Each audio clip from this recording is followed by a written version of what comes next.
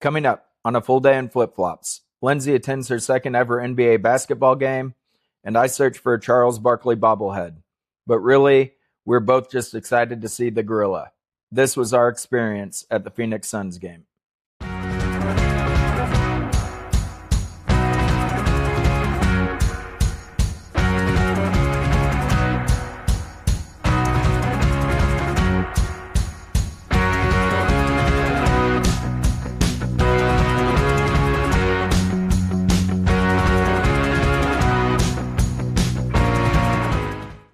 Anytime we plan a vacation, one of the first things I do is think about what pro or college sports teams are in the area, and then check the schedule to see if we might be able to check out a game. This certainly isn't a deal breaker for travel, but you can bet your ass if a team is in town when we're going to be there, I'm looking at how that might fit into our plans. On our recent trip to Phoenix, luck was on our side, and going to a Thursday night matchup between the Suns and visiting Detroit Pistons was a no-brainer. Being from the Kansas City area, and a mere 30 minutes from Allen Fieldhouse, the greatest venue in all of college sports, we've been spoiled in getting to see some fantastic games and multiple championships in recent years. However, there is something about going to a game like this Suns game that is a little refreshing. It's nice to just buy some tickets to get in the door, put a few bucks on the home team, and yes, sports betting is legal in Arizona, and just taking a game without some of the nerves that tend to be present while watching a team that you really care about. This is exactly what we did at this game, and it was fun to see all the athleticism on the court as well as all the entertainment off the court that comes with a regular season NBA game. From inflatable mascots to breakdancers to the famous Phoenix Suns gorilla, this game never lacked entertainment whether the game was going on or not. So, what was our experience like? Well, let's start with the good. This was a really affordable night of entertainment in comparison to some of the other things we did in the area. Our 2 tickets, which were about halfway up the upper level, behind a basket, were $42 total. It's hard to do anything for $42 at this point, and to go to a professional sporting event for that price seemed like a steal. Speaking of value, one cool thing that we noticed was that the Suns offer a $2 value menu at all regular season home games.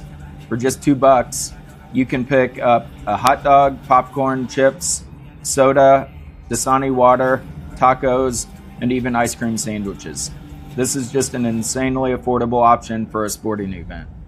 Outside of the value that we just talked about, the product was certainly worth the price as well. NBA games in particular are such a different experience in person. The game was pretty exciting with the Suns going up early and really never looking back. However, it is all of the fun and entertainment during pregame, timeouts, in between quarters, and at the half that tend to make me think that even if you aren't a huge sports fan, that for the price point, this is something that almost anyone could enjoy. So what about some of the negatives from the game? Well, the arena, currently branded the Mortgage Matchup Center, is fine, but nothing really special.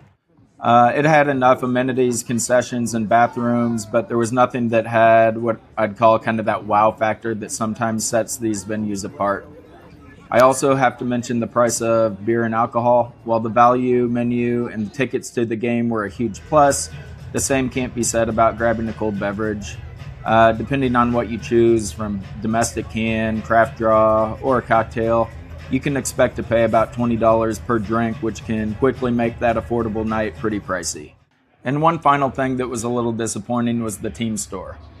This isn't because overall selection or price, although prices on officially licensed sports gear is always a little ridiculous. This was more based on a lack of collectibles or unique items. I had thought that bringing home a bobblehead to put with some of my others in the basement would have been a perfect souvenir to pick up.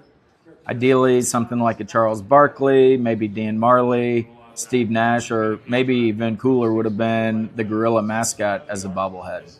Sadly, not only did they not have anything like this, but really no representation from former players or the famous mascot. This seemed like a miss to me, and I really think that they could do something about that.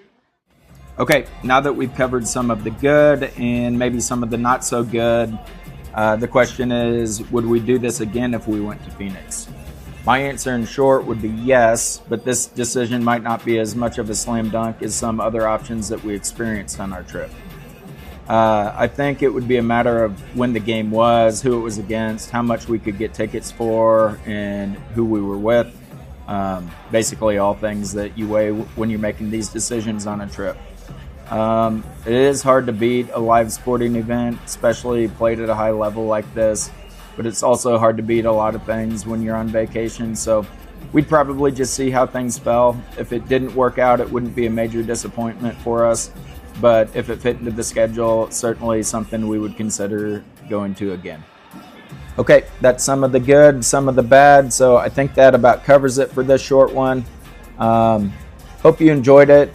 Perhaps it helped in considering if you should add a Suns game to your itinerary for the next trip to the area. Yeah, so until next time, thanks and see ya. Hey, you did it. You made it to the end of this one. We really appreciate it. We love making content like this and sharing it with y'all. Maybe you pick up something from these videos that you can use on your next vacation.